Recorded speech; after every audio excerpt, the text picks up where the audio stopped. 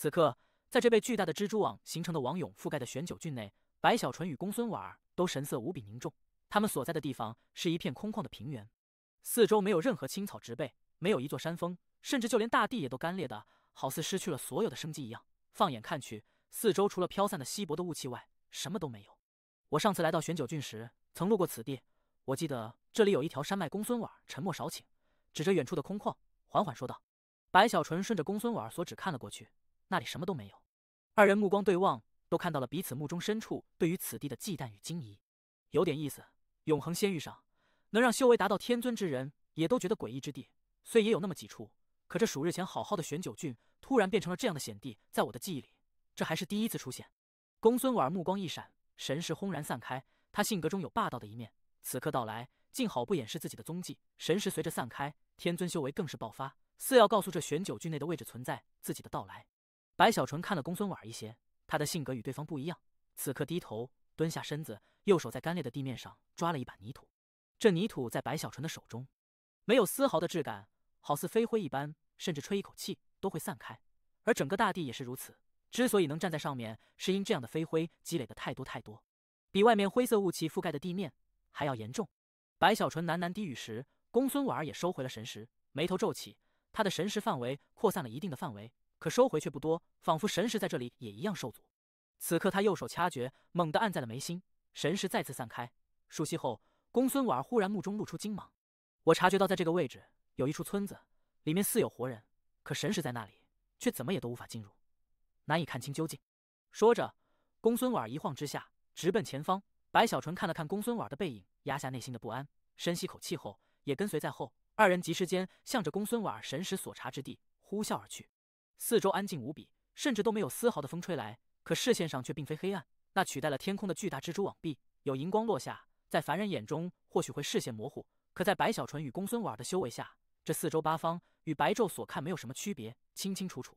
而他们的速度又远超半神，尽管这玄九郡的大小堪比通天世界，可依旧还是在二人的疾驰中。在不到一炷香的时间，就远远的看到了一处村庄。这村庄或许曾经很不起眼，可如今却极为显眼，实在是这四周的一切存在都消失化作飞灰，唯独这村庄竟保持完好，甚至还能隐隐看到一些灯火以及袅袅升起的炊烟。这一幕顿时就让白小纯这里内心的不安感更为强烈，还在虽只是不安，但却没有上升到危机的程度。此刻一晃之下，就与公孙婉向着村庄不断的靠近。可就在二人靠近村庄，还没等踏入进去的瞬间，忽然的在这寂静的天地里，居然有一阵银铃般的小女孩的笑声，突然的从这村庄内传了出来。咯咯，这笑声突兀而出，回荡四周，落在白小纯与公孙婉的耳中时，他们也都神色一动。尤其是这笑声从出现后就始终没有停止，在这四周不断的回荡开来时，公孙婉冷哼一声，在本尊面前装神弄鬼。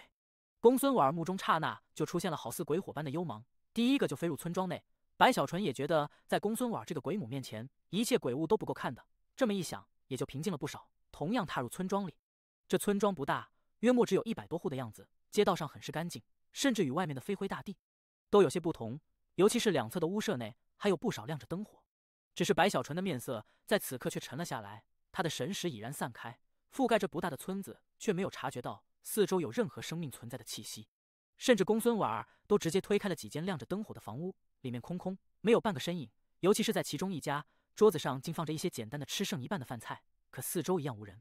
若仅仅如此也就罢了，偏偏那小女孩欢快的笑声直至如今也都没有消散，始终回荡。甚至随着白小纯与公孙婉进入了村子，那笑声已经分不清来自何处，仿佛在四周所有位置都在传来。最让白小纯心惊的是，他的神识始终都在散开，笼罩四周，可还是没有找到传出笑声的地方，更不用找到那传出笑声的小女孩了。尤其是他心中的不安感，此刻随着笑声的回荡也在急速的攀升，隐隐已让白小纯有了危机之意。就在这时，忽然的笑声猛地消失。突然的消失后，还没等白小纯与公孙婉查看，同样属于小女孩的声音再一次回荡整个村子，只不过这一刻不再是笑声，而是成为了哭声。那哭声呜咽，隐含了凄厉、绝望以及无助的疯狂。在这四周比之前笑声更强烈的回荡时，这原本没有风的玄九郡内居然出现了狂风，天地隐隐传来轰鸣声，好似闷雷炸开，大地上无数的飞灰被吹起，遮天蔽日的同时，一股毛骨悚然的感觉在白小纯心中生出。公孙婉，你可是鬼母啊，赶紧找找这是什么鬼物。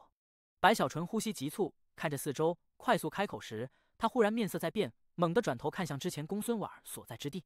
原本好好的站在那里查看四周的公孙婉儿，此刻居然消失了。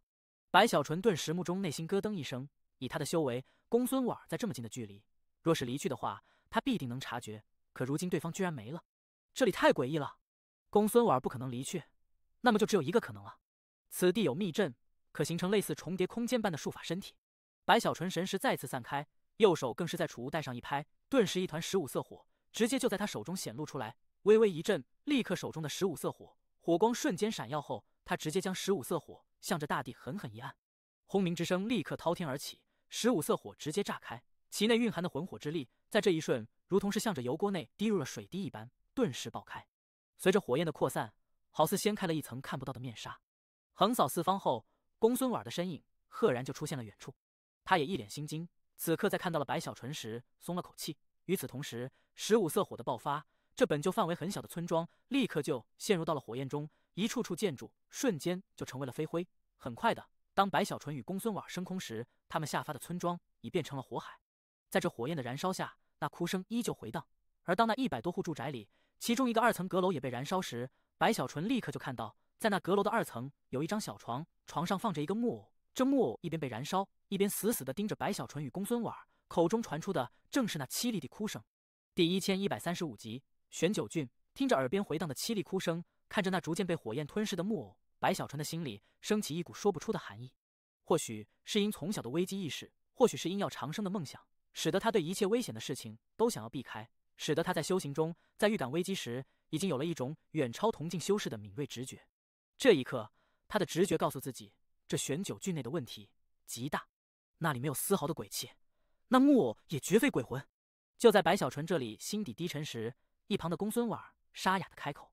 其目中带着凝重。显然他虽没有与白小纯一样的直觉，可凭着鬼母的身份以及对于鬼魂的了解程度，他也有了一些判断。或者准确的说，并非全部都是鬼魂，因为我在那木偶身上感受到了一丝魂影，此影就在那个方向。公孙婉抬起手一指远方，回头时他看向白小纯，没有继续说话，可意思已经很清楚。摆在他们面前的2个选择，一个是现在就离开，等待2大皇朝其他天尊又或者是太古皇者的到来，至于第2个选择则是前去查看，争取化解。前者最安全，只是无论是公孙婉还是白小纯都等不起那个时间，除非他们放弃各自的领地，否则的话就只能选择第2条路。白小纯不知道公孙婉会不会放弃北部数州，可他很明白，除非是到了真正无法解决的一刻，否则的话他绝对无法放弃已经看到了希望，成为了一面旗帜的云海州。沉默中，白小纯深吸口气，身体一晃，直奔公孙婉所指的方向呼啸而去。公孙婉也不再迟疑，他在邪皇朝本就因融合鬼母主体的事情失去了邪皇的信任，之所以来到此地，就是为了立下功劳，重新获得信任。若是就这么的走了，他之前的一切付出都将付之东流。此刻同样没得选择，身体展开速度，与白小纯一前一后向着远处疾驰。随着前行，2人的面色越发难看，实在是飞了这么久，他们竟没有看到半个活人，整个大地都是灰色的，没有植物，没有山脉，什么都没有。即便是一处处镇子村庄，也大都4被抹去，偶尔存在的几处，在2人路过时，里面会传来各种奇异的声音，可以想象，也都是如第1个村子那样诡异无比。就这样，在这沉默的疾驰下，在这越发警惕中，在白小纯的目中出现了一座城池。这城池正是玄九郡的郡城，魂影就在这里，可却感受不到具体的位置。公孙婉立刻开口，只是在看到了这座城，神识也随之掠过的瞬间，无论是白小纯还是公孙婉，都神色在变。他们的神识内，这城池与之前所看的村庄不同，这里赫然还有修士存在，只不过这些修士一个个好似行尸走肉，在这城池的大街小巷里，一个个茫然的前行。不仅如此，更为诡异的是，这城池内的所有人，此刻在这前行中，都是手中拿着各种食物，正在不断的吃。更为人的是，还有不少似乎吃完了一切的食物，居然在吃自己的手。更有一些好似饥饿到了极致，相互啃咬。这一幕让白小纯与公孙婉在察觉后，速度更快，顷刻间就到了城池的半空。看去时，他们所看的一幕幕更为清晰。白小纯身体一晃，刹那降临城池的一处街道上，快走几步，到了一个结丹修士面前。这是一个女修，此刻正不断地吃着自己的手指，鲜血淋淋，可她似乎毫不知晓，脸上露出的是一种仿佛永远也都无法吃饱的饥饿疯狂。这一切让白小纯心神震动，可还是右手抬起，直接就按在了这女子的额头上，神识散入，查看一番，之所以要接触去看，是因白小纯要确定自己的判断不会受到丝毫的影响。随着查看，白小纯面色更为阴沉。与此同时，公孙婉那里也降临下来，与白小纯一样，查看一番后，二人对望也没有丝毫异常，神智尚在，只是混乱不清晰，身体也没有空的痕迹，似乎这一切的状态都是本能引起，而他们的生机正在不断的枯萎流逝。白小纯与公孙婉立刻相继开口，将自己的判断说出后，二人都有种棘手之感。实在是这里的一切太过诡异，尤其是当公孙婉右手抬起虚空一抓，将一个元婴修士抓到了身边后，束缚了此人的双手。可这元婴修士挣扎后，发现无法抬起手臂，居然在咬碎了自己的嘴唇，还冲着公孙婉咧嘴一笑，露出带着血的牙齿。这一切让公孙婉也都心神震动，白小纯更是面色难看。解开了那位元婴修士的束缚后，白小纯身体一晃，向前走去。公孙婉看了看四周，追上白小纯，实在是此地的诡异之感，让他觉得与白小纯在一起的话，二人彼此照应才会更安全。只是随着二人的前行，他们的心神波动越来越剧烈，目光所看，好似处于一个并非永恒仙域的世界一样。不但所有人都在吃，甚至有不少吃的肚子庞大无比。而似乎肚子越大之人，他们的错乱神智就越是会恢复一些。尤其是当白小纯与公孙婉看到在不远处一个肚子大的极为夸张、躺在那里无法移动的老者时，这老者的目中竟露出了恐惧与绝望，似乎此刻的他意识已经恢复了七七八八。他在注意到了白小纯与公孙婉后，全身一震，哪怕虚弱也都焦急地开口：“天尊，救我！这老者正是当日公孙婉派出的2个半神之一。”此刻在注意到老者神志清晰后，公孙婉呼吸一促，瞬间到来，白小纯也立刻临近。可就在他们靠近的刹那，老者的表情痛苦无比，仰天发出了一声嘶吼咆哮，他的肚子竟在这一瞬轰然间直接的爆开。随着爆开，一股带着血腥的冲击扩散四方，白小纯与公孙婉立刻就看到，赫然有无数的人面蜘蛛居然从这老者爆开的肚子内疯狂地爬了出来。白小纯目光一闪，此刻强忍着恶心与不适，右手掐诀，蓦然一指，一旁的公孙婉阴沉中同样出手。2大天尊出手形成的神通风暴立刻就轰鸣四方，所过之处，那些蜘蛛一个个都身体震动，全部崩溃。可在崩溃前，他们的口中却发出了尖锐的嘶吼。随着嘶吼的回荡，整个城池所有的人一个个都身体一震，全部停下了吃食的行为，齐齐转头看向白小纯与公孙婉的方向后，他们的表情都露出痛苦，发出咆哮嘶吼。他们的肚子更是瞬间鼓起，在一连串的轰鸣中全部爆开。无数的蜘蛛从那一具具尸体内攀爬出来，从整个城池，从四面八方，向着白小纯与公孙婉所在的地方疯狂地汇聚而来。大地都在震动，那些蜘蛛数量太多，根本就数不清晰。白小纯与公孙婉神色变化，二人身体刹那飞出，在天空上向下看去时，清晰地看到整个城池的地面好似有一层五彩的地毯，正从四周不断地蔓延而来，触目惊心。而每一个蜘蛛都散发出堪比筑基的气息，虽对天尊而言微弱无比，可数量实在是太多了。最近更新晚了，向大家致歉，尽快恢复。第1136集，天坑就是他们引起的玄九郡之事。公孙婉皱起眉头，实在是这些蜘蛛虽多，可身为天尊，想要处理并非困难。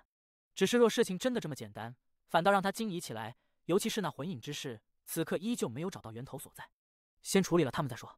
白小纯眼看地面上那些蜘蛛蔓延过来，右手抬起掐诀一指，顿时一片寒气刹那间就从他身上散发出来。这寒气瞬间扩散四方，所过之处，城池一切建筑竟瞬时冰封。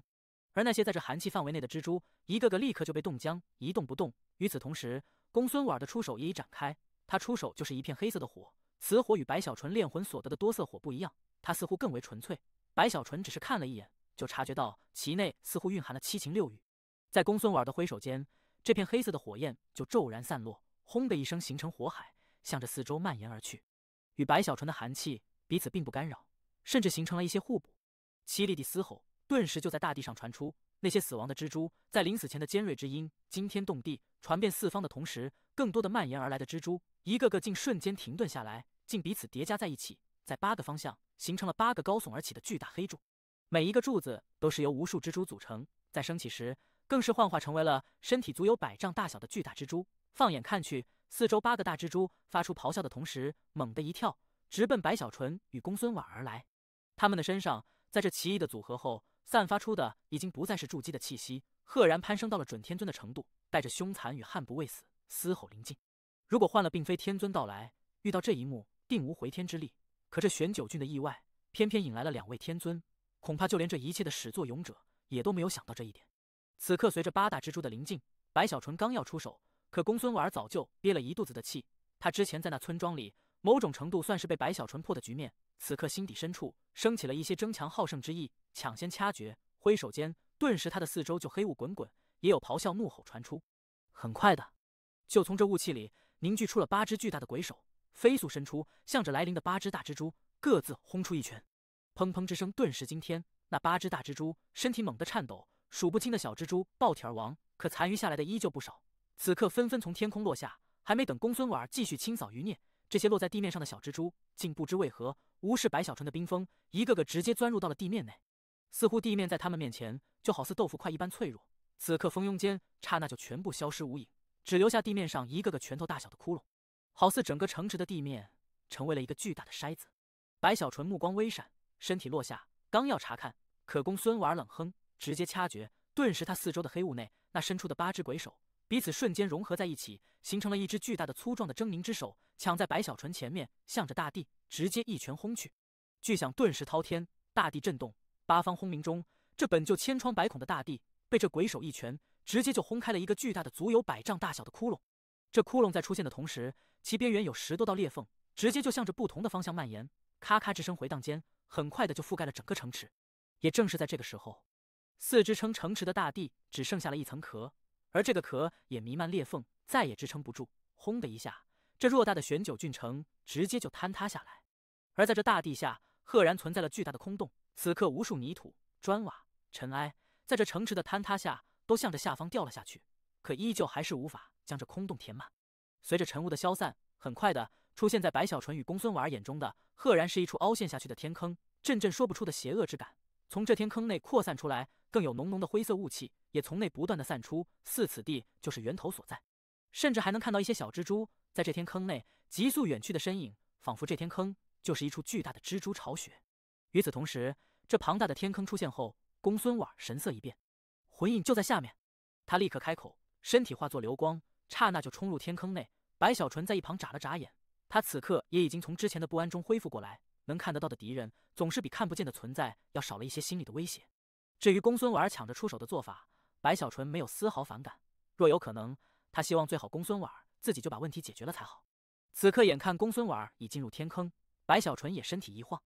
随之踏入。这天坑太大，深不可测的同时，其内翻滚而出的灰色雾气使得哪怕半神也都不敢轻易靠近，唯独天尊才可凭着修为护身，疾驰前行。而越是前行，阵阵咀嚼之声不断的从深坑下传出，白小纯之前刚刚略微松下的心又再次提起。一旁的公孙婉儿也是这般，修为凝聚全身，随着越是下沉，这咀嚼声就越是清晰。偏偏此地那些灰色雾气严重的干扰了神识，使得2人神识难以扩散下去，感受不到具体。直至这声音好似就在耳边时，白小纯右手抬起，公孙婉儿脚步一顿，侧头看向白小纯时，白小纯在储物袋一拍，一团14色火出现在了他的手中。实在是多色火的数量已经太少了，白小纯也必须要节省一些，否则的话，若没了多色火，在炼灵上就会停滞不前。此刻也是没办法，寻常的术法之火在这里的效果明显不如，唯独多色火之前在村庄内的破除壁障的效果才让人能安心一些。眼下来不及吝啬，白小纯右手狠狠一捏，顿时他手中的多色火就立刻不稳，火光猛地扩散时，白小纯直接一扔，顿时这14色火就直奔深坑底部而去，速度极快且越来越膨胀，光芒更是耀眼，将四周全部都映照得清清楚楚。而此地距离天坑底部也都不远。很快的，当这14色火出现在天坑底时，一声巨大的轰鸣随着14色火的爆开陡然传出，瞬间天坑底火海扩散，白小纯与公孙婉儿速度一下子加快，刹那就到了底部后，借助火光顿时就将这四周的一切看得清清楚楚。而他们所看的画面让2人眼睛猛地睁大，心神更是强烈震动。这深坑底赫然存在了一张巨大的蜘蛛网，这蜘蛛网上趴伏着一只足有数千丈大小的庞大蜘蛛，张着大口不断的咀嚼，它通体花色复杂，还有一些好似符文的印记，而更多的则是一张张数不清数量的人面，男女老少全部都神色痛苦，张开口却发不出声音，诡异到了极点。它的四周此刻有无数的小蜘蛛正疯狂地钻入这大蜘蛛的口中，随着咀嚼被它全部吞食，而每吞一个小蜘蛛，它的身上那众多人面就会多出一张。甚至在这大蜘蛛的身体上，白小纯都看到了之前鱼城池内看到的那个死去的半神老者的面孔。而诡异之事没有结束，在这庞大蜘蛛的身后，有一个相对小一些的茧，好似心脏一样，正在不断的跳动，似乎这大蜘蛛吞噬的一切，又或者是这玄九郡的一切，都是为了这个茧。第1137集激战。白小纯与公孙婉儿看到这庞大蜘蛛以及其身后茧的刹那，这个诡异的茧正在缓缓的跳动，似乎其内蕴含了某个无法想象的生命，正在借助大蜘蛛这里吸收整个玄九郡一切生命、一切山脉、一切植物，乃至所有的存在的生机。可以说，这是凝聚了一整个郡的生机之力，堪比曾经的通天世界一个世界之力，化作那茧内诞生的养分。这一幕立刻就让白小纯与公孙婉儿面色巨变，他们立刻就意识到，若是让这个茧内的生命诞生出来，那么这一场浩劫将达到一个绝非他们可以抵抗的程度。与此同时，随着14色火的映照与扩散，高温顿时就在这天坑的深处扩散开来，火海覆盖八方，不少的小蜘蛛在这火海中发出凄厉的嘶吼，肉眼可见的焚烧成灰。只是此地的蜘蛛网很是奇异，在这14色火中竟只是收缩了一些，居然没有被熔断。而随着小蜘蛛的大量死亡，随着蜘蛛网的收缩，正在吞噬小蜘蛛的那庞大的蛛王猛地抬起狰狞的头颅，目中露出寒芒，直接就看向白小纯与公孙婉儿。吼！他的口中顿时就传出一声惊天的咆哮，杀机与凶残立刻就从其身上爆发出来，其身一晃，竟无视那些14色火形成的火海，直奔白小纯与公孙婉儿而来。虽其身体庞大，可速度却丝毫不慢，仿佛闪电一般，刹那就到了近前。公孙婉儿呼吸急促，甚至都来不及与白小纯沟通商议，此刻双手直接掐诀，顿时其四周黑雾滚滚，形成巨大的鬼手，向着靠近的大蜘蛛直接一掌按去。可这大蜘蛛强悍至极，此刻嘶吼中竟一头撞去，借助之前冲击而来的速度，这一撞之下，直接就将公孙婉儿天尊修为凝聚的鬼手直接撞得崩溃四散。天尊肉身！白小纯眼看这一幕，心神震动，可身体却没有丝毫停顿，更没有去帮助公孙婉儿。尽管二人没有计划，可在配合上却冥冥中存在了默契。公孙婉儿那里对抗大蜘蛛，而白小纯的身体则是晃动中直接绕开，他的目标正是那此刻还在跳动的巨大的茧。注意到白小纯的举动，这大蜘蛛暴怒，立刻就要倒退去阻止，而公孙婉儿岂能同意？他身体猛地靠近，掐诀间，立刻四周黑雾形成了一个又一个鬼脸，这些鬼脸狰狞无比，任何一个都能让半神骇惧，此刻化作数十，悍不畏死的向着大蜘蛛吞噬而去。而此刻的白小纯也已接近了茧，右手抬起，直接一拳轰去。天尊修为，强悍的肉身凝聚在一起的爆发，好似能坍塌虚无，轰鸣中就落在了那跳动的茧上。这茧猛的一震，深深凹陷的同时，居然不知用了什么办法，飞速的化解白小纯的力道，更是散出反震之力。可虽如此，但白小纯全力一击，又岂能那么容易化解掉？这巨大的茧依旧还是颤抖了一下，他的颤抖似牵连了大蜘蛛的心。这大蜘蛛发出凄厉嘶吼，竟不顾四周鬼脸的吞噬，强行冲向白小纯，速度太快，白小纯想要闪躲已来不及，整个人直接就被这大蜘蛛撞在了身上。轰的一声，白小纯只觉得全身五脏六腑都在震颤，身体倒退时，目中也出现了血丝。而大蜘蛛似仇恨白小纯到了极致，此刻疯狂下再次撞来，更是张开大口，似这一次是要将白小纯生生吞噬。只是这大蜘蛛的心智显然不高，就在他冲向白小纯的瞬间，鬼母那里冷笑一声，速度顿时爆发，整个人化作一道流光，直接就靠近大茧。趁着大蜘蛛追击白小纯，他立刻就右手抬起，天尊修为全面爆发，向着那大茧狠狠一拍。轰鸣之音再一次滔天时，那大蜘蛛顾此失彼，此刻愤怒到了极点，立刻就要再次改变方向。可白小纯早已看出了这大蜘蛛的心神破绽，岂能放过？此刻一步走出，低吼中双手抬起，一把就抓住了这大蜘蛛的一条腿，狠狠一拽。死！大蜘蛛的冲击之势，生生的被白小纯的肉身之力阻挡。此刻其他的爪子都在抓着四周地面，挣扎虽巨，可却于事无补。白小纯的双手如同钳子，将其彻底封死。只是这对白小纯而言也是耗费极大，他全身之力都在爆发，这才勉强抵抗大蜘蛛的反抗，甚至若稍微一个松懈，怕是都在这大力挣扎下抓不稳。实在是这一刻的大蜘蛛给白小纯的感觉，仿佛一头远古的死都不屈服的凶兽。限制住他，我来毁了这大茧。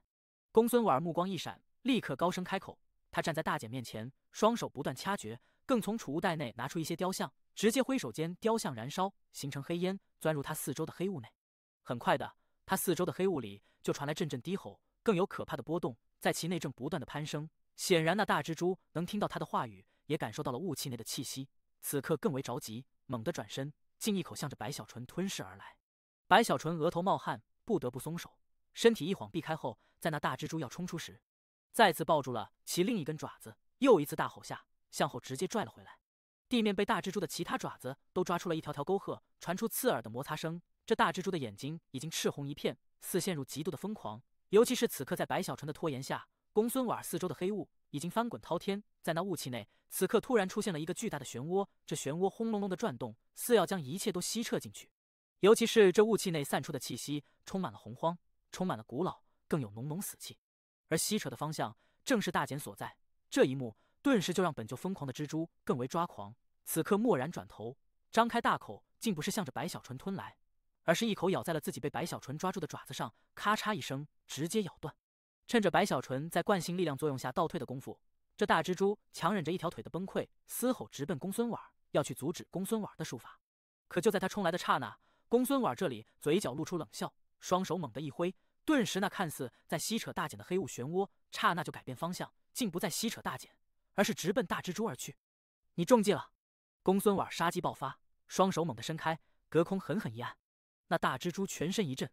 感受到了危机，想要后退。可白小纯与公孙婉之间很有默契，实际上之前对方开口时，白小纯就已明白了对方的计划，因为他之前对大茧出手，感受到了那种不可撼动之意。他相信公孙婉出手后也会感受到，除非二人同时联手，否则的话，怕是一切术法对于那大茧的伤害都比不过其恢复的速度，尤其是有这大蜘蛛在，就更为艰难。所以哪怕这大茧再重要，也必须提前解决这大蜘蛛才可。实际上这一切也正是公孙婉的判断，二人不约而同地看出了这大蜘蛛在心智上的弱点，布置了这么一个简单的杀局。此刻在大蜘蛛退后的一瞬，白小纯已然临近，双手猛地一挥，狂风轰鸣，撼山状直接爆发，更有人山诀，瞬间使得白小纯化作了巨大的食人，肉身之力更为狂暴下，撞在了那大蜘蛛身上。轰的一声，这大蜘蛛根本就难以后退，被撞的身体都顿了一下，来不及继续闪躲，只能发出一声凄厉的咆哮后，被公孙婉的神通形成的古老黑雾漩涡直接就吞噬进去。第1138集，白小纯，你疯了呀！这种术法，白小纯也是首次在公孙婉这里看到，他亲眼目睹这散发古老气息、充满了死亡之意的黑雾漩涡，在将大蜘蛛吸入其内后，好似化作了一张大口，在那旋转中如同咀嚼一般。大蜘蛛的凄厉惨叫不断的回荡，他的身体竟在瓦解，一切也就是持续了10多个呼吸的时间，这大蜘蛛就彻底的被那黑雾漩涡吞噬的干干净净。这一幕让白小纯头皮有些发麻，要知道那大蜘蛛可是天尊肉身，可就算是这样，也都被公孙婉的神通灭去，可以想象这个神通的威力之大，绝非寻常。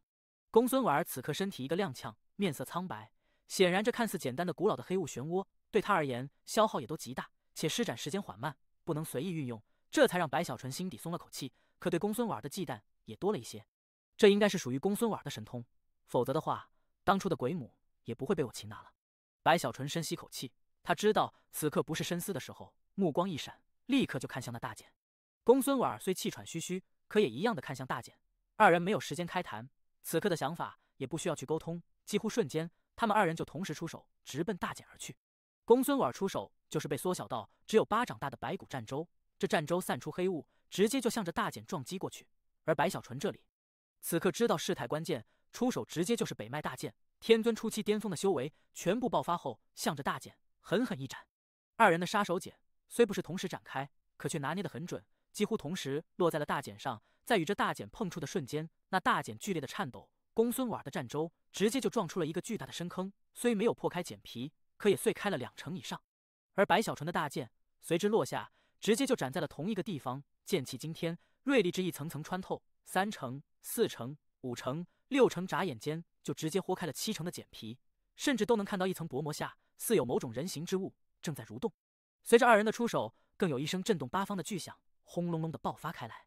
这声音太大，形成的音浪足以将天人震死，哪怕半神也都会喷出鲜血，可见其声势之大，强如白小纯与公孙婉，虽是天尊，可也身体一震，气血翻滚。可他们毕竟是当世强者，一个呼吸就恢复如常，可面色却是都难看无比。因为那之前在二人全力出手下被豁开了近乎9成茧皮的大茧，此刻那裂缝竟在几个呼吸中瞬间愈合。这种恢复力让二人内心咯噔一声，尤其是公孙婉，他再次见到了白小纯世界之宝的可怕，内心更为忌惮，但也如白小纯方才一样，没有时间去深思。二人彼此看了看，再次出手。这一次白小纯直接肉身之力、修为之力、神通之法全部展开，凝聚在北脉大剑上，向着大茧直接斩下。公孙婉儿取出一把丹药吞下，面色微红后，凤目带煞，全身黑气扩散，战舟再出，黑气推动中，隐隐可见公孙婉儿的皮肤上都出现了黑色的血管纹路，显然也是几乎用了全力。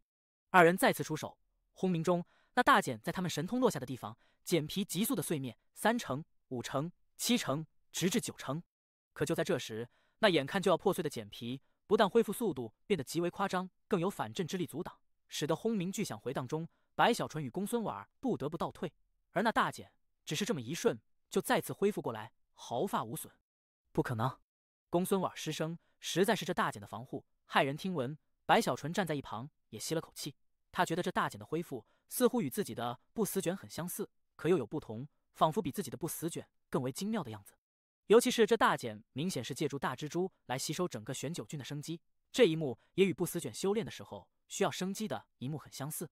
这一切的一切，让白小纯有种错觉，仿佛自己的不死卷是从这大茧上推演而来一样。不然的话，不可能出现这种好似同源，可偏偏又不如的情况。如果时间足够，他们二人可以生生去磨一番，总有办法将这大茧破开。可就在这时，忽然的，这大茧内的跳动声越发的强烈起来，仿佛其内正在被滋养酝酿的生命，此刻就要诞生出来。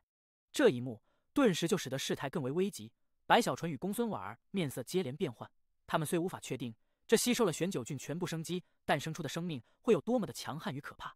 可仅仅是茧皮就如此逆天，那么其内走出的生命会有多惊人，已经可以想象了。公孙婉儿面色有些发白，他进入这玄九菌内，此刻第一次心头升起了退意。走吧，这件事不是我们能控制的了。我有种预感，这里面运化的是一尊无比可怕与邪恶的凶物，非太古不可撼。我们已经尽力了。公孙婉儿苍白着脸，身体就要后退，他担心耽搁下去，怕是就连离开都会成为奢望。若是换了其他时候，白小纯早就走了，可眼下都到了这一步，他的呼吸有些急促，他死死地盯着那跳动越来越强烈的大茧。他的脑海此刻正有一个疯狂的念头压制不住地爆发出来，这念头疯狂的程度绝非常人可以想象。白小纯这里也是因这大茧与不死卷相似，才能产生这个念头。拼了！白小纯低吼一声，好似豁出去了。他不能眼睁睁看着云海州被毁，而一旦这大茧内的生命成功诞生出来，那么云海州就真正的没有了任何希望。同时，作为曾阻挡他诞生的自己，也将在他诞生后面临着可怕之物的报复。若不得罪也就罢了，既然得罪了，那么就必须要用全力去整死他，整不死也要让他心颤。白小纯咬牙切齿：“婉儿，你帮我一次，这次若还不行，我们就走。”说着，白小纯身体一晃，北脉大剑散发出惊人光芒。公孙婉儿眉头微皱，可还是点了点头，再次出手。瞬间，与之前神通一样的杀手锏在二人手中轰然展开，直接就落在了大茧上，层层撕裂后，再次停顿到了9成的位置，反震之力与恢复又一次爆发。可这一次，公孙婉儿退后，但白小纯却强忍着反震，哪怕喷出鲜血，哪怕气血震动，好似要爆开，也都大吼中取出了永夜伞，在那茧皮的破碎恢复的瞬间，直接将永夜伞狠狠地刺入进去。随着刺入，茧皮内的反震随着恢复越发强烈，好似一座座山峰撞击在白小纯身上。白小纯身体颤抖，鲜血一口口喷出，身体的恢复也在疯狂的运转，仿佛这一刻是他的不死卷与大茧的恢复在抗衡。而永夜伞的抽取生机之力也在这一刻爆发，虽还是没有破开茧皮，但却有不少生机被其吸来。随着生机的吸取，随着白小纯的全力以赴，那大茧的恢复与反震不断的爆发。白小纯口中的鲜血就没有停下过，一旁的公孙婉儿早已目瞪口呆。白小纯，你疯了！白小纯红着眼，低吼中身体砰的一声，再次施展人山诀，更有云雷人组变，直接就到了巅峰，肉身之力与修为之力全部爆发，好似冲破了这大茧的某个临界点。在他的一声咆哮下，那永夜伞的伞尖直接就穿透了茧皮，扑哧一声，尖端之处刺入茧内。也正是在这一瞬，一股白小纯这一辈子都没遇到过的充足到了极致，甚至难以去形容的生机之力，直接就顺着永夜伞轰然而来。第1139集，白胖子，这生机实在太过浓郁，以至于永夜伞在这一瞬都剧烈的颤抖起来，自行的就撑了开来。伞面上的鬼脸更是死死的瞪大了眼睛，好似活了一样，也不哭了，也不笑了，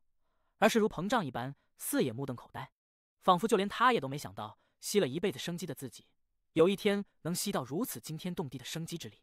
还有一旁的公孙婉儿，此刻也都傻了一样，呆呆的看着白小纯。你在偷他的生机？公孙婉儿喃喃，脑海一片空白，似乎在这一刻停止了一切思绪，似乎白小纯这一次的大胆以及疯狂，让他都觉得超出了想象。唯一镇定的只有白小纯，不过他的镇定是因那惊人的生机顺着永夜伞冲入他体内时，好似排山倒海一样，直接就让白小纯的大脑失去了思索的能力。他只觉得在这一刹那，自己的意识爆发出了超越100万天雷的轰鸣巨响，在这巨响下，他自己都懵了。这无穷的生机涌入，若是换了其他人，哪怕是天尊，也都必然难以承受。可白小纯的肉身强悍，不死长生功的基础，使得他的身体对于生机之力已经轻车熟路。刹那间，他的骨骼就传出咔咔之声，他全身血肉就膨胀起来。他的身体只是一个呼吸的时间，就立刻出现了好似吃饱的感觉。可哪怕吃饱，这生机也都疯狂涌来，仿佛之前的大茧浑然一体，很是完美，生机在内不断游走滋养。而永夜伞的刺入，就仿佛穿透了气球一般，破坏了其内的平衡，使得生机疯狂无比。在这疯狂下，在第2个呼吸的时间内，白小纯的不死长生卷形成的基础，瞬间好似坍塌一般，又瞬间被重新凝聚，如同淬炼，使得不死长生功本身的威力，在本就极为强大的前提下，又一次攀升，如同升华蜕变。轰鸣中，白小纯整个人的气息，直接就在这攀升下更为凌厉。明明修为还是天尊初期巅峰，可他给人的感觉，其可怕的程度，似已与天尊中期巅峰相差无几。随后在第3个呼吸的时间中，似乎白小纯的身体以及基础都已经达到了极限，可这生机依旧涌现，于是他的身体就如同皮球一般，在眨眼的功夫就直接膨胀起来，瞬间于公孙婉儿的眼中，原本身形虽不高大，可却很是匀称的白小纯，突然之间就变成了一个大胖子，并非是肉山的那种胖，而是圆圆的如同球般的巨胖。此刻的白小纯就是如此，他的身体被完全撑起，足以容纳之前近乎10个自己的样子。甚至若他此刻能恢复思考的能力，必定会察觉这一刻的自身，就算当年灵犀宗火造房时期的张大胖，也都远远不如。这一切说来缓慢，可实际上也只是3息的时间而已。在这第3息结束、第4息到来的刹那，这大茧内直接就传出了一声让整个玄九郡都颤抖的怒吼。这怒吼带着前所未有的怒火与疯狂，更有强烈的不甘与意外，甚至似乎都不敢置信，满是不可思议，使得这怒吼蕴含了无数的情绪。此刻在爆发中，公孙婉儿只是听到就全身震颤，只觉得神识乃至身体都在这一刻好似要被撕裂一般。他喷出鲜血，神色骇然，勉强保持清醒，急速后退。只是这怒吼内蕴含的力量超越了天尊，公孙婉儿的意识正在急速的涣散，他的目中露出绝望与挣扎，可却止不住在后退时七窍流血，全身上下所有汗毛孔都在涌出鲜血。这一切太快，公孙婉儿在退后的瞬间，白小纯这里受到这吼声冲击最为强烈，尤其是永夜伞，更是直接就被一股大力从茧内生生的轰开，甚至伞身都在这一瞬直接就出现了裂缝，伞骨都开始碎裂，就连那鬼脸也都颤抖起来，似乎感受到了什么让他都觉得恐怖的存在。唯独白小纯这里成为了绝世大胖子的他，因体内积累的生机太多，此刻哪怕被那吼声轰击，也只是觉得有些头晕而已，可也只是坚持了几个呼吸。随着白小纯意识的恢复，随着那吼声的更为强烈，在公孙婉儿又喷出鲜血，身体摇晃欲坠时，白小纯这里也终于有些清醒过来，感受到了这吼声的疯狂。他只觉得身体四肢身风暴内，面色一变的同时，嘴角溢出鲜血，身体虽庞大，可却很是灵活的急速倒退。尤其是看到公孙婉儿此刻全身鲜血，似快要昏迷，白小纯顺势甩袖一把就搂住了公孙婉儿，将其按在了自己大大的肚子上。心惊肉跳中，他就如同一个巨大的皮球，此刻猛地后退，就要离开这天坑。可就在这时，那大茧也在这吼声下开始了碎裂，一道道裂缝瞬间出现，尤其是之前被永夜伞刺入的地方，裂缝最多，咔咔的声音不断的传出，似其内诞生的生命正在这怒吼下挣扎的要冲出。白小纯气息粗重，修为在这一刻全部爆发，尤其是体内积累的那些生机，也都在这一刻被抽出一些，使得他的速度更快。但就在他要冲出这天坑的瞬间，咔的一声，那大茧裂缝最多的地方直接就碎裂开来，从里面猛地就伸出了一只血色的带着鳞片缠绕大量年丝的手。这只手并非五指，只有4个指头，弯曲如刀一般的指甲，还有那红色鳞片的皮肤，在伸出的瞬间，一股滔天的邪恶之感顿时就爆发出来，更是让这天地陡然间异变，无论是玄九郡内还是郡外的世界，一样随着这只手的出现扩散惊天。在伸出后，这赤色鳞片的手掌猛地就向着白小纯逃去的地方隔空一按，这一按之下，一股超越了天尊境界，似能毁天灭地的力量直接就爆发开来，刹那就向着白小纯冲击而去。强烈的生死危机让白小纯眼珠子都睁大了，他第一个反应就是立刻回残扇上避开这里的危机，哪怕公孙婉儿在身边，也都顾不得被他知道残扇的存在与秘密了。只是此地被那诡异的蜘蛛网封锁，似斩断了一切气息，而白小纯的修为又无法支撑到他破开壁障，竟使得感应如被斩断。危机关头，白小纯整个人也都疯狂无比，他大吼一声，右手抬起时，北脉大剑被他直接横在了身前。这把剑是北脉幻化，可大可小，此刻瞬间就膨胀，如同化作了一面盾牌。而公孙婉儿哪怕要昏迷，也都狠狠一咬舌尖，施展术法，黑雾笼罩，撕开了鬼界，引来无数厉鬼形成防护，更是取出战舟，开启光幕。轰鸣之声刹那滔天回荡。这一刻抱在一起的白小纯与公孙婉儿，他们就好似暴风雨中的孤舟，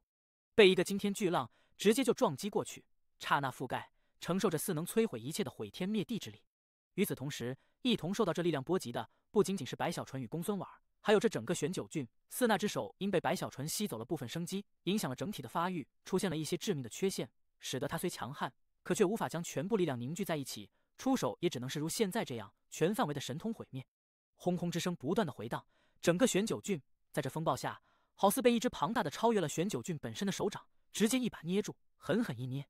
骤然崩溃。第1140集，玄九郡灭。整个玄九郡都在这天崩地裂中崩溃。而在这玄九城的半空中，已经从天坑内冲出的白小纯与公孙婉儿，他们首当其冲，在被这风暴淹没的瞬间，最先承受风暴的正是公孙婉儿召唤而来的浓郁黑雾。这雾气内如开了鬼门关，无数厉鬼嘶吼前去抵抗。可在这风暴面前，一切厉鬼都脆弱无比，根本就无法抵抗丝毫。眨眼的时间都不到，就直接被摧枯拉朽，全部崩溃，连同黑雾聚都碎灭得干干净净。而那风暴依旧带着毁天灭地之力，刹那涌去，与公孙婉儿的白骨战舟碰撞在了一起。白骨战舟乃是仅次于世界之宝的法器，本身的防护更是惊人。当年白小纯用北脉大剑想要展开，都需耗费极大。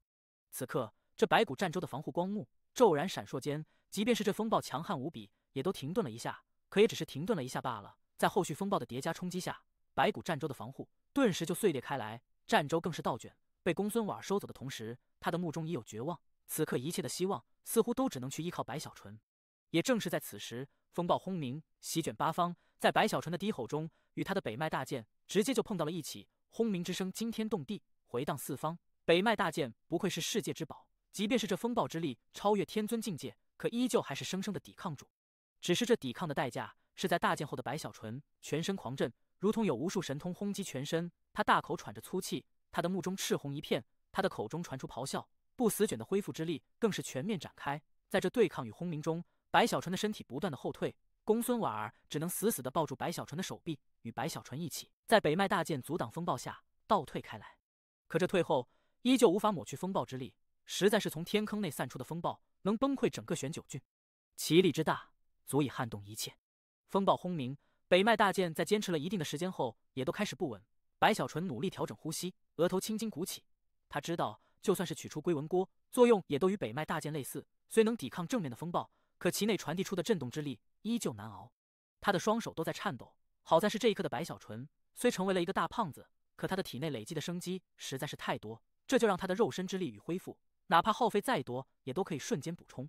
就这样，在这不断的后退下，在这冲击的风暴中，白小纯自己都不知道过去了多久，他只知道自己的恢复之力几乎无时无刻不在爆发，这才勉强的坚持下来，直至传来的震动逐渐的减少，直至那冲击而来的风暴慢慢消散，白小纯的身体已经在这后退中被推到了天空的尽头。当一切都结束时，白小纯觉得自己快要窒息了，身体都在颤抖，公孙婉儿也是如此。二人相互看了看，都看到了彼此目中劫后余生的庆幸与后怕，似乎就连二人之间的关系也都因这一次的经历变得比以前更复杂了一些。公孙婉儿似有些不适应，立刻收回目光，此刻他也恢复了不少，一晃之下离开了白小纯的身边。白小纯也干咳一声，将北脉大剑收起后，看向下方大地。曾经的玄九郡已经消失了，好似被凭空抹去一样，蜘蛛网也好，灰色雾气也罢，都已不见踪影，甚至就连那天坑也都平静下来。二人神识一扫，再无阻碍，更是感受到了在那天坑下，那碎裂的大茧也已不见，只留下地面上一些没有干枯的粘液。这一切让二人心神不宁，实在是大茧内的诡异生命对他们的威胁太大。如今对方失踪，无论是白小纯还是公孙婉儿，都感受到了危机。可想到对方居然没有继续对二人出手，白小纯与公孙婉儿也意识到，或许这诡异的存在自身出了一些问题，此刻来不及找他们的麻烦，而是在暗中疗伤。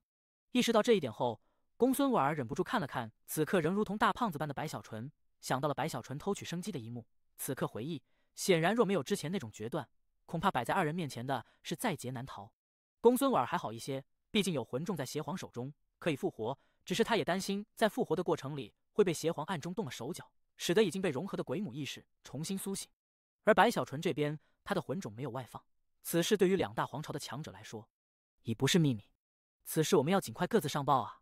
白小纯深吸口气，心有余悸。公孙婉儿点了点头，直至到了与云海州的交叉口时，他脚步一顿，看了看白小纯，沉默片刻，轻声开口：“谢谢。”说完，他不等白小纯回复，转身直奔北部他的行宫而去。听到公孙婉儿的谢意，若是换了其他时候，白小纯还会得意一番，可如今他也没心情。一方面雾气虽解决，可却招惹了那么一个可怕的存在，白小纯粗略判断，对方必然是堪比太古的存在。另一方面，他此刻努力低头，也都看不到自己的双脚，实在是此刻的身体太胖了，这让白小纯很是发愁。不过一想到若是能将体内的所有生机全部吸收，那么自己的肉身之力与修为必定更上一层楼后，白小纯顿时满心期待。他也不敢独自一人留在这里，眼看公孙婉离去，白小纯也身体一晃，直奔云海州。此刻的云海州内，大天师与巨鬼王等人都心神强烈不安，因为在白小纯离去后，虽雾气最终消散了，可整个玄九郡的崩溃与抹去，还有郡外感受到的刹那异状，震撼了所有的观望者。他们很担心白小纯的安危，此刻都在边界位置焦急的等待。可等着等着，他们就看到天空上有一个巨大的肉球正呼啸而来。二人一愣，刚要阻拦，可在感受到了这大球的神念后，巨鬼王与大天师都呆了一下。在他们呆住时，白小纯身体刹那靠近，站在了二人面前时，怎么看都有些摇摆。白小纯自己也有些尴尬，偷吃太多了，另外这里很危险，接下来的日子最好不要外出，时刻警惕小心。我要赶紧回去闭关，这一次虽危险，可收获同样不少。白小纯知道自己此刻是个什么模样，叮嘱一番后，就一个挪移，消失不见。只剩下巨鬼王与大天师等人站在那里面面相觑，他们实在是对白小纯进入这么危险的地方，不但没受伤，反而似占了大便宜，成为胖子的事情，觉得不可思议。不管他们怎么想，此刻的白小纯在出现时，已回到了他云海城的福地内。天坑内那可怕的存在让他很是不安。不过此事他之前就提前告诉了圣皇。此刻想了想后，他又取出2枚玉简，将自己这一次的剑纹烙印下来后，立刻安排人一份送去第二仙域的09天尊那里，另一个则是直接送入圣皇城。这件事也只有身为太古的皇者才可解决了。白小纯摇头，他也意识到了自己最后用永夜伞吸收的那几下，应该是给那个邪恶的存在造成了不小的影响，所以对方才没有继续追杀，此刻应该是在疗伤。这么来看还算安全，最起码可支撑到圣皇到来。白小纯长舒一口气，接着又深吸口气。他知道时间紧迫，尤其是今天的事情让他觉得哪怕身为天尊，可似乎也不保险。想要在这永恒仙域内扎根，修为就必须要与日俱进才可。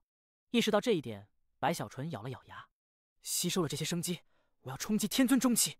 白小纯目中露出果断，赶紧在密室盘膝坐下，脑海浮现残扇。很快的，他的身体就模糊，再次消失。第1141集，天尊中期。漆黑的星空中，只有这把残扇散发出微弱的光芒。此刻残扇的广场上，随着一片扭曲，白小纯那吸收了磅礴生机后形成的巨大的身躯渐渐显露出来。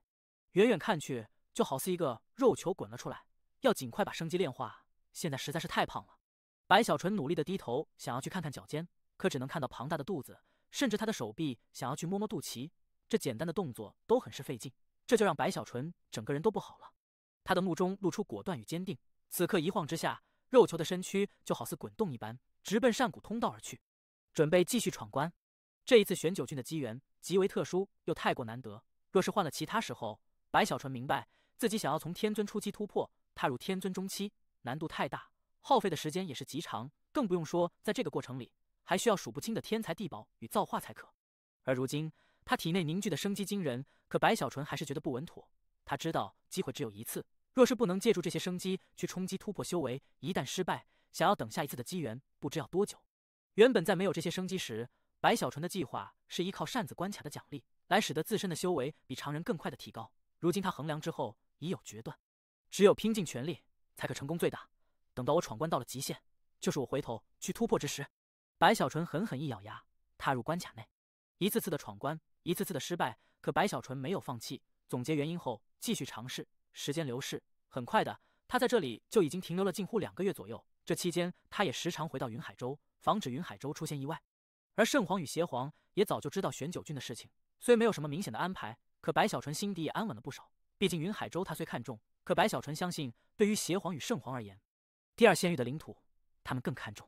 就这样，白小纯在这持续的闯关下，艰难的一一闯过，直至将第50关也都走过后，他终于遇到了极限所在。第51关，他就算是拼了所有，也都无法度过。也罢，看来如今的我也只能走到50关了。白小纯多次尝试后，只能放弃继续闯关，开始回头整理前50关的收获，尤其是第50关，这作为整个试炼到了一半的奖励，极为丰厚。不但有一些白小纯虽没见过，可凭着药道分析就能判断出的绝品仙丹，更有一片竹简。这竹简上刻着2个符文，白小纯看不懂，可他看到第一个符文时，感受到的是仿佛置身修罗地狱，死亡之意轰入脑海。好半晌才恢复过来，他呼吸急促，没敢继续去看第2个符文。这竹简是什么？他此刻心中已有答案。这第50关的奖励是部分生死道元。白小纯死死地攥住竹简，目中露出奇异之芒，将手中竹简收起后，他盘膝坐在残扇广场上。这盘膝的动作，以前的他做起来很是自然，可如今身体太胖了，以至于每次盘膝，白小纯都很是费劲。此刻好不容易盘好，他赶紧双手掐诀，运转体内全部修为，亘古卷第1层的过去念，在其体内不断的转动，顿时他身体内所有经脉都震动起来，一缕缕修为之力从4面8方汇聚而来，融入主干经脉内，最终在心脏的位置轰然凝聚，如同爆发一般。白小纯只觉得脑海瞬间嗡鸣，呼吸急促的同时，他感觉体内好似存在了一条长龙。这长龙正在游走，且速度越来越快，时而在心脏的位置爆发，时而又在丹田处凝聚，更有那么几次是在他的脑海中发出长啸。白小纯知道，这所谓的长龙实际上就是自己的道种与其他人不同，自己的道种没有丝毫缺少，浑然一体的同时，随着自己修为的增长，他也在不断的壮大。可这种壮大距离修为突破还很遥远。天尊境界就是道种生根、发芽、开花、结果的过程。踏入天尊，道种形成的一瞬，我全身的经脉就好似道种的根须，彼此融合后，真正的成为了气根。天尊初期就是这根须不断蔓延、不断融合的过程，而天尊中期则是根须深种后，在吸收了足够的养分后，开始发芽的阶段。现在就是这个阶段。白小纯目光闪耀，随着心念的变化，立刻体内游走的道种长龙猛地一顿，不再转动，而是凝聚在了一起，最终在白小纯丹田的位置停顿，渐渐开始了收缩。随着收缩，一股玄妙的气息从白小纯身上扩散开来，仿佛这道种正在凝聚发芽之力。而随着收缩，白小纯面色凛然，他知道最关键的时刻到来了，猛地就将这几个月始终封锁的体内凝聚的那些生机直接释放出来。轰的一声，好似天雷翻滚，白小纯体内的那磅礴的生机，此刻随着释放，如同怒浪一般，直接就扩散全身，横扫一切。随着白小纯亘古卷第1层过去念的运转，这些生机如被转化驯服，直奔道种而去。收缩的道种震动强烈无比，好似久旱的大地遇到了甘露一般，又好似饥饿了太久，突然看到了鲜食，瞬间道种就好似化作了一个巨大的黑洞，疯狂地吸收着涌现而来的生机。吸收的速度越来越快，渐渐的，白小纯的身体也肉眼可见的缩小，而那道种也在这疯狂的吸收下，散发出的玄妙气息更为强烈，仿佛一场蜕变即将出现。可就在这时，白小纯之前所担心的一幕，终究还是出现了。不死长生功形成的道种，这种与另外2大皇族的传承之法，同一个境界的永恒仙域3大巅峰道法，各自有其惊人之处。而不死长生功的霸道，使得那磅礴的生机似乎也都不足以支撑道种发芽。白小纯的身体此刻在这急速的缩小下，已经恢复到了正常，可却没有半点停顿，还在收缩，仿佛要将他的生命、修为乃至一切都吸收进道种内。如此一来，怕是还没等发芽，白小纯就已经形神俱灭。而偏偏这尝试的突破竟是不可中断，更不可逆转。要么别去尝试，一旦尝试就必须要成功。只不过这一切，白小纯早就准备。他虽没有这方面的天尊突破的经验，也没有人告诉他，可他对不死长生功了解，类似的不可逆的经历经常遇到，所以他之前才没有立刻突破，而是先将关卡走到极致，获得了足够的资源后，才开始冲击天尊中期。眼下的一切还都在白小纯的预计之内，他没有心慌，在身体收缩的瞬间，一拍储物袋，立刻一枚枚丹药，一株株仙草。这残善前50关的奖励，虽有不少被他给了大天师等人，可还是有很多留下。此刻一鼓作气，全部扔入口中。随着丹药与仙草的吞噬，随着生机的补充，白小纯的身体终于不再枯萎，其体内的道种原本因之前那磅礴的生机已经完成了10支，此刻所剩的那些又被迅速补充，终于在一炷香后，道种猛然间就爆发出了强烈的刺目的光芒。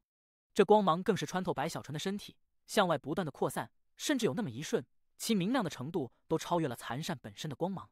远远看去，漆黑的星空内，白小纯身上散出的光，好似一盏明亮的灯火，清晰无比，璀璨无边。在这光芒扩散的一瞬，白小纯猛地睁开眼，他的目中露出激动，更有振奋。他的体内在这一刹那道种上开出了新芽。过去念大成，道种发芽，天尊中气。第1142集。现在念。随着新芽的出现，一股爆发般的波动立刻就从这新芽上轰然而起，瞬间就充斥白小纯全身。所过之处，他的身体传来阵阵咔咔之声，甚至就连身躯都凭空的生长了几分出来，甚至全身上下不需要刻意，就有那玄妙的气息扩散四方。这气息正是念力的气息。如果是之前道种没有发芽前，他还是内敛的话，那么这一刻，随着新芽的出现，念力的气息也从内敛到了外放的程度。这种境界已经使得白小纯举手投足间都好似能牵动世界之心，影响他四周众人的心绪变化，威力之大，诡异莫测。若仅仅如此，还不足以凸显出天尊中气的强悍。除了念力外，白小纯的修为也在这一刻不断的攀升，整体的战力竟比之前强出了10倍左右。如果是之前的白小纯拿着北脉大剑可以与天尊中期一战，甚至勉强能与天尊后期交手的话，那么现在的他不需要北脉大剑也可以做到这一点。而一旦加上北脉大剑，那么在天尊中期里，他已站在了巅峰。感受着体内修为的波动，体会着念力的扩散，分析着自己与之前的不同，白小纯内心振奋激动，更有感慨。他知道，若非是在玄九郡的机缘，自己想要突破达到如今的这一步，怕是要耗费的时间与资源100年积累都算是快的。即便是有残善在，亘古卷第1层的过去念也需要积累到了最后才可尝试，且还需等他走到了第100关，彻底成为残善主人，获得了传承后，方有可能获得突破。只是凭着天尊初期的修为，白小纯也心知肚明，50关之后对他来说太难了。可如今则一切不同，接下来我的修为突破将会更快，100关后，我说不定能成为天尊后期乃至大圆满。白小纯一想到这里，他就忍不住眉飞色舞，心头雀跃，实在是他画面太美好，让他自己都觉得有些不敢想象。若有一天我成为了残善的主人，修为到了天尊大圆满，凭着残善，凭着北脉大剑，我有没有可能与太古抗衡？白小纯心跳加速，这个念头在他脑海里压抑不住的生长出来。实在是若真的有那么一天，白小纯虽不是太古，可依旧已经具备了3分天下的资格。许久，白小纯才将这美好的念头深深地埋在了心底。他明白这些都是对未来的幻想而已，在没有达到那一天前，再多的幻想也都是无用。这场机缘让我的过去念大圆满，而现在虽踏入天尊中期，摆在我面前的就是去创造出亘古卷的第2层，能让我从天尊中期突破，踏入天尊后期的功法，也就是亘古卷的第2层。亘古卷第1层，过去念是为道种发芽所需的积蓄之力而创造，此刻的第2层，我需要的是道种在发芽后盛开道之花朵。如果说之前的一切都是准备，故而也能称之为过去的话，那么如今的新芽盛开就是当下之念。白小纯喃喃低语，他明白自己不可能凭空去创造功法，过去念是依靠曾经的通天世界的经历与回忆为基础，而如今的亘古第2层，因他修为突破太快，还没有足够的基础，创造起来的难度更大。可白小纯目光闪动间，低头看向储物袋时，一拍之下，顿时第50关的奖励，那枚竹简出现在了他的手中。可我有它。白小纯喃喃低语，他原本就没打算去真正传承这位仙界主宰的道源，他需要的只是借鉴的同时吸收，进而创造属于自己的道路。这竹简内若是蕴含完整的生死道源的话，白小纯想要感悟力所不及。可如今只是部分生死道源，白小纯在感悟上要轻松很多。他深吸口气，脑海放空，神识散开，融入竹简的2个符文上。轰鸣中，那死亡的气息再次浮现。随后，当他神识放在第2个符文上时，一股蓬勃的朝气之感又澎湃而起。在这生与死的交错下，在这初次接触道源中，白小纯渐渐沉浸在内，忘记了时间，忘记了一切，忘记了所有，唯独没有忘记的是他脑海里对于当先之念，也就是现在念的思索。时间流逝，不知过去了多久，白小纯依旧沉浸在感悟中，没有苏醒，也不知道在他的身边，此刻无声无息间，那气灵化作的童子从虚无内走出。这童子死死地盯着白小纯，偏偏又无可奈何。他身为气灵，虽能在关卡内干扰，且权限极大，可却对白小纯这里没有什么作用。关卡内，白小纯的种种行为让他一次又一次感觉到了挫折与绝望。至于关卡外，一想到这一点，童子就更为抓狂了。他可以对任何闯关者都采取制裁，偏偏对于拥有残善部分印记的白小纯无法运用。毕竟从某种程度上说，他只是气灵，而白小纯则是小半个主人。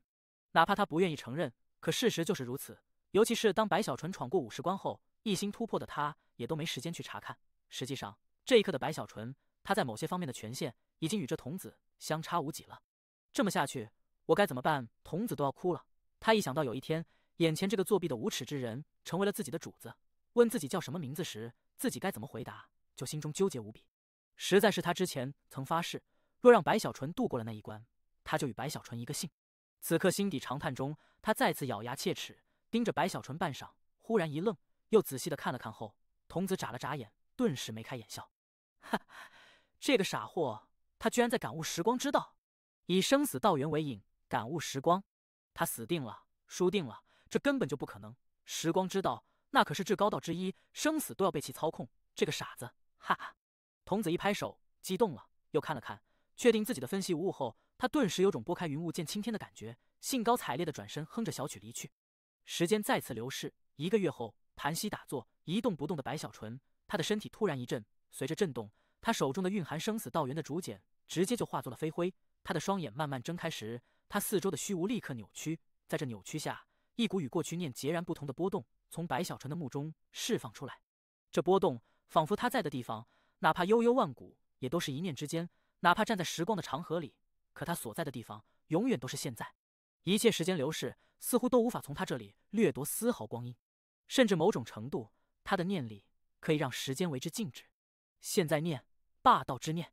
白小纯轻声的喃喃的同时，远处上谷上，在白小纯看不到的地方，童子幻化出来。他之前感受到了一些生死道元的波动，这才出现。此刻在看到白小纯后，他眼珠子都要掉下来，一脸的难以置信。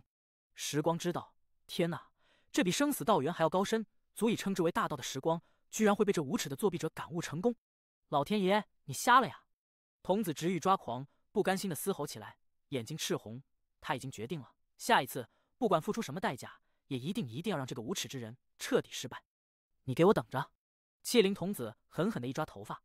开始去找适合的关卡，准备大干一场，那样子像极了搏上一切奢望翻盘的绝望赌徒。第1143集生死现在经。白小纯虽也在这残扇上有权限，可终究还是不如气灵，因此以往气灵的出现，白小纯是看不到的。可如今他先是突破了50大关，更是修为攀升到了天尊中期，神识敏锐的同时，权限又得到了提升。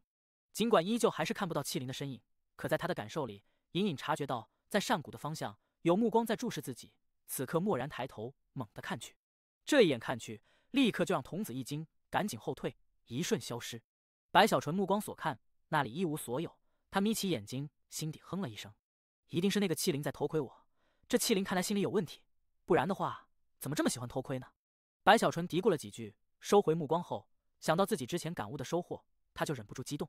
不愧是主宰强者的道元，仅仅是部分，就让我推演出了现在念，更是借助其生死之意，创造出了我的第2道神通——生死现在经。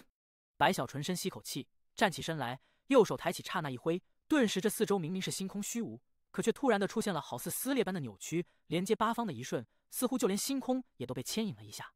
与此同时，在白小纯的身后，更是凭空的出现了一座巨大的石门，此门黑色，充满了森然，甚至雕刻了无数狰狞厉鬼，尤其是还有一个木偶被雕刻在上面。仔细一看，这木偶分明就是之前玄九郡村子里的诡异之偶，而这只是黑色石门的边缘，在这石门的中心，赫然雕刻着一个巨大的头颅。仔细一看，这分明是一个已经死亡的老者面孔，充满了死亡的气息。连带着这座石门也都仿佛代表了死亡，此门正是死亡之门。那四周的厉鬼是白小纯这一辈子看到的所有可怕的鬼物，而那老者的面孔生死道元形成，代表了死亡。死门在后，白小纯目露奇芒，右手抬起，向着上谷的方向。他之前察觉到有人偷窥的地方，猛地一指，这一指之下，立刻在那上谷上竟轰隆隆的凝聚出了第2座石门。这是一座白色的石门，四周雕刻着无数白小纯这一辈子所看到的代表生机、代表旺盛、代表生命的草木之物，而在这白色大门的中间，则是雕刻着一个刚刚出生的婴儿的面孔，甚至看着这面孔，耳边似乎都可以浮现出婴儿的啼哭声。此门正是生门，这就是白小纯的生死现在经，化作一生一死2大石门。自己站在死门前，则一切从生门方向所来的敌人，在靠近自己的同时，就代表靠近了死亡，会不断的虚弱。更是因为时光之道，所以就使得这神通的威力再次增加。但凡是从生门冲来之人，都会在来临的过程里飞速的衰老，好似一个人从初阳走到了黄昏，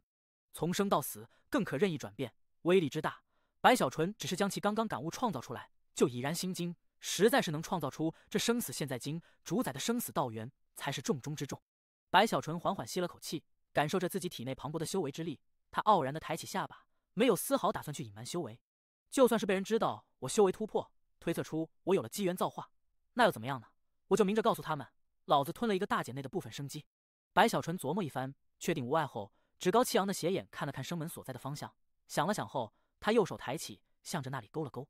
你来啊！白小纯得意地说道。